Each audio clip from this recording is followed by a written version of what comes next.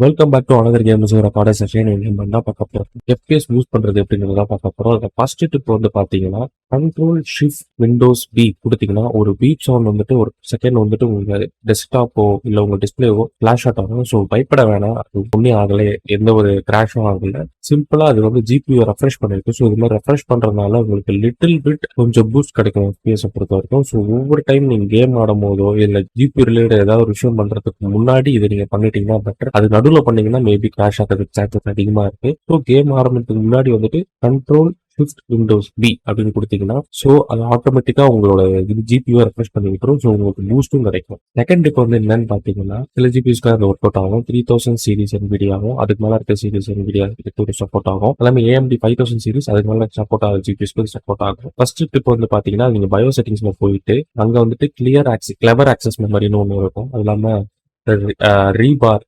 Resizable பார்னு ஒரு settings இருக்கும். அதை நீங்க கொடுக்கலாம். அது நீங்க கொடுத்து நீங்க எனேபிள் பண்ணிக்கலாம். அது இல்லாம இதுக்கு வந்துட்டு ஸ்மார்ட் ஆக்சஸ் மெமரின்னு இருக்கும். இது வந்து AMD கார்ட்ஸுக்கு இருக்கும். ஸோ ஒவ்வொரு மதர் போர்டுக்கு ஏற்ற மாதிரி மாறும். ஸோ இந்த 3 செட்டிங்ஸ் ஏதாச்சும் நீங்க பாத்தீங்கன்னா மட்டும் எனேபிள் பண்ணுங்க. வேற ஏதாச்சும் எனேபிள் பண்ணி அது எதனா இஷ்யூ ஆயிட போகுது. NVIDIA ரீசைஸ் பாரோட சப்போர்ட் வந்து மேக்ஸிமம் என்ன பண்ணும்னா, CPU அன்லாக் பண்ணி மொத்த மெமரியுமே ஆக்சஸ் பண்றதுக்கு ஒரு பாசிபிலிட்டிஸை கொடுக்கும் வீடியோ மெமரிக்கு. அது இல்லாம மல்டி டாஸ்கிங் பண்றதுக்கான சான்சஸ் ரொம்ப அதிகம் அந்த ஜிபி மெமரியை வச்சு. ஸோ இப்போ வந்துட்டு பேசிக்கலி நீங்க அந்த போட்டோ பார்த்துருப்பீங்க. So limited amount of memory தான் ஜிபி ஆக்சஸ் பண்ற மாதிரி முன்னாடி இருக்கும்.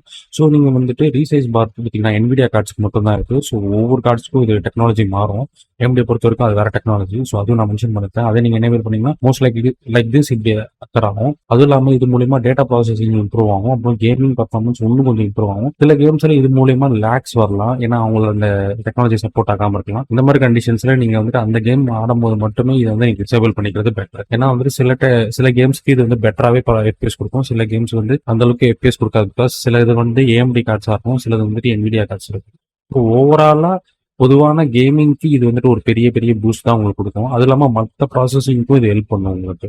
இன்கேஸ் உங்களுக்கு இது பண்ணி உங்களுக்கு FPS ட்ராப் ஆச்சுன்னா கன்ஃபார்மா இதை நீங்க மாத்திக்கிறது பெட்டர். பட் மோஸ்ட்லி இது வந்து ஆகாது, உங்களுக்கு பெட்டர் FPS தான் உங்களுக்கு கொடுக்கும். ஸோ இதை எனேபிள் பண்றதுனால என்ன ஆகும்னா 15 to 20% ஆஃப் GPU பூஸ்ட் உங்களுக்கு கிடைக்கும். தேர்ட் டிப் வந்து பாத்தீங்கன்னா, நீங்க ரெஜிஸ்டர் குள்ள போயிட்டு ரெஜிஸ்டர் ஓபன் பண்ண உடனே இங்க மேல வந்தீங்கன்னா HKey லோக்கல் மிஷின்ஸ் இருக்கும். ஸோ அது கீழே போயிட்டு சிஸ்டம்குள்ள போயிட்டு கரண்ட் கண்ட்ரோல் செட்னு இருக்கும். அது கீழே போய் கண்ட்ரோல் போயிட்டு அதுல போயிட்டு நீங்க செஷன் மேனேஜர்னு ஒன்று தேடணும்.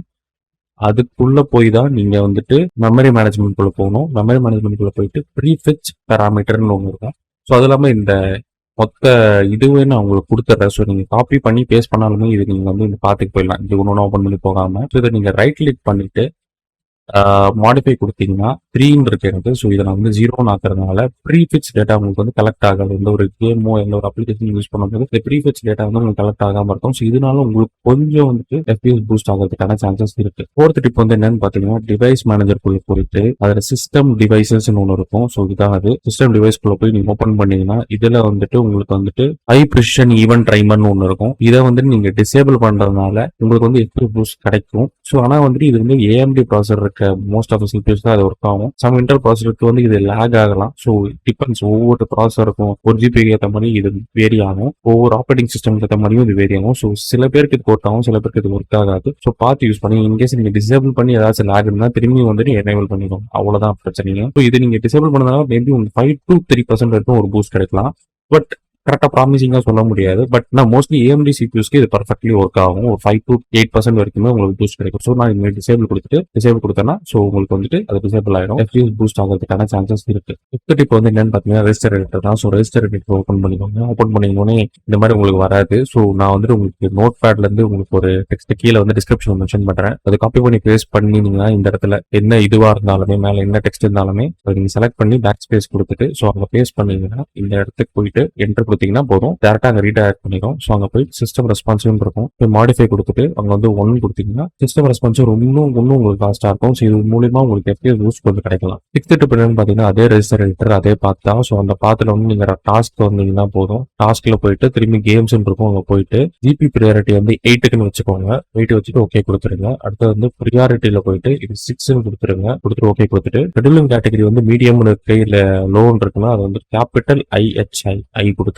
ஸோ அடுத்து வந்து SFIO ப்ரியாரிட்டின்னு ஒன்று இருக்கும். அதையும் மாடிஃபை கொடுத்து HIH கேபிட்டல்ல கொடுத்துருங்க. ஸோ கொடுத்தோடனே இது வந்து ஐக்கும் ஆயிடும். ஸோ இது மூலமா உங்களுக்கு எஃபிஎஸ் பூஸ்ட் உள்ளமே உங்களுக்கு பெட்டரா கிடைக்கலாம். ஸோ இந்த ஸ்டெப்ஸ் எல்லாமே ஃபாலோ பண்ணியிருந்தாலே மோஸ்ட்லி உங்களுக்கு கொஞ்சம் பூஸ்ட் கிடைக்கும். பட் ஆனா வந்துட்டு ப்ரிடாமினென்ட்லி அதை ப்ராமிஸ் பண்ண முடியாது. ரொம்ப பெரிய எஃபிஎஸ் சேஞ்ச் இருக்கும்னு. பட் ரொம்ப ரொம்ப கம்மியான கைண்ட் ஆஃப் சேஞ்ச் உங்களுக்கு இருக்கும். ஸோ உங்களுக்கு பெரிய எஃபிஎஸ் சேஞ்ச் உங்களுக்கு வேணும்னா ஒண்ணு நீங்க வந்து ஓவர் கிளாக் பண்ணணும். இல்லைன்னு வச்சுக்கோங்களேன் இந்த டிஎல்எஸ் அந்த எஃப்எஸ்ஆர் யூஸ் பண்ணணும். மூணாவது வந்து உங்க ஹார்ட்வேரை மாத்தியே ஆகணும். ஸோ இது பண்ணா மட்டும்தான் உங்களுக்கு பெரிய டிஃபரன்ஸ் சேஞ்ச் இருக்கும். இது வந்து ஒரு சின்ன சின்ன டிப்பு தான். ஸோ இது வந்துட்டு கொஞ்சம் கொஞ்சம் எஃபிஎஸ் கொஞ்சம் மூவ் பண்ணும். ஸோ ஒரு 20 எஃபிஎஸ் ஆடிட்டு இருக்கீங்கன்னா ஒரு 10 எஃபிஎஸ் கொடுத்து உங்க கேம் பிக்கப் ஆகலாமே தவிர 60 ஆடிட்டு இருக்கீங்கன்னா 100, 120, 150 அப்படிலாம் எடுத்துட்டு போகிறதுக்கான சான்சஸ் ரொம்பவே கம்மி.